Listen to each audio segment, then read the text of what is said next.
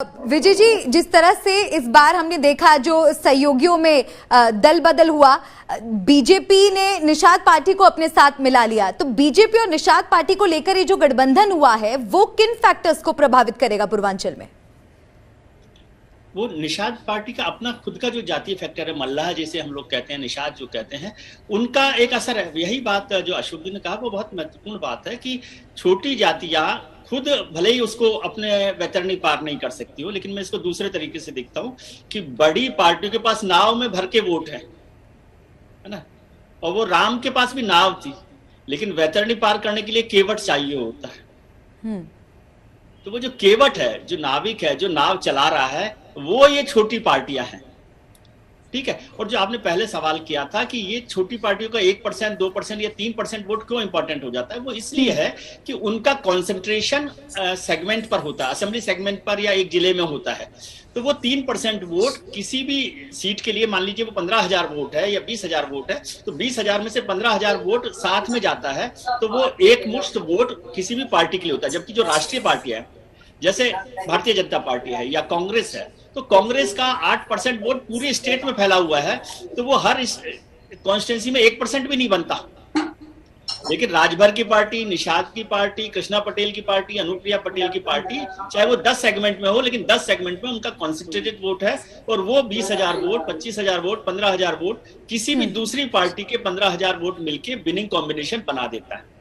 ये भी बात ठीक है कि मुसलमान जो है वो एंटी बीजेपी वोट है, वो हमेशा कोशिश करता है कि जो बीजेपी को हरा सके उस उम्मीदवार को जिताए।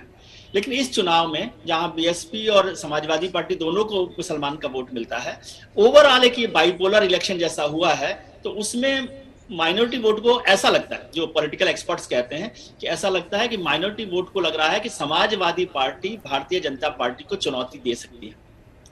मतलब बीएसपी के एमएलए को जिताने से भी कोई बड़ा फायदा नहीं होगा, और समाजवादी पार्टी ही चुनौती दे सकती है। अगर सरकार का बदलाव करना है तो समाजवादी पार्टी के साथ खड़ा होना चाहिए। तो मेरी समझ से 70% जो मुस्लिम वोट है वो जो है समाजवादी पार्टी के साथ जाएगा।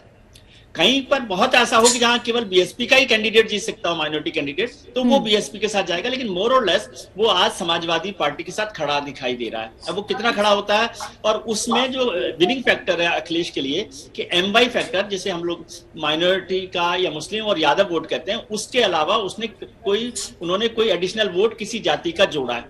वो जाति का जो वोट है 30% वोट हो गया मुसलमान का और यादव का, और वो 5% वोट, 3% वोट उसको जोड़ के 33 पे 34% पर उसको सीट जिताने में मदद करता है। तो ये विनिंग कॉम्बिनेशन अखिलेश जी के लिए मदद कर सकता है, जो भारतीय जनता पार्टी के लिए पिछली बार के चुनाव में किया था 2017 में। वो सीट कितनी जीते थे, ओम प्रकाश राजभर कितनी जीते, लेकिन ओम प्रकाश राजभर ने भी तो भारतीय जनता पार्टी की मदद की होगी ना। ओम प्रकाश राजभर को जिताने के लिए तो ना अमित शाह ने हाथ बढ़ाया होगा, ना अखिलेश यादव ने बढ़ाया होगा। उनकी चिंता ओम प्रकाश राजभर को या संजय निषाद को या केशव देव मौर्य को जिताने की नहीं है, उनके सहारे खुद को जीतने की भी है। तो उनके 40,000 वोट में 15,000 वोट उसको जिताने में इंपॉर्टेंट है। तो ये नाव के लिए जो केवट है, वो केवट ये सारे छोटे राजनीतिक दल हैं। और आप जानते हैं नाव कितनी भी बढ़िया बना लें, रथ कितना भी बढ़िया बना लें, ड्राइवर आपके पास होना चाहिए, है ना। तो वो ड्राइवर का जो ड्राइविंग फोर्स है वो ये छोटे राजनीतिक दल है। इनको इग्नोर मत कीजिए, इनको ये मत कहिए कि इनके पास 2% वोट है। ऐसे 2% वोट है तो सब लोग हाथ जोड़ के क्यों बुलाते फिर रहे हैं उनको, बिल्कुल, और क्यों चिंता कर रहे हैं उनकी जाने की।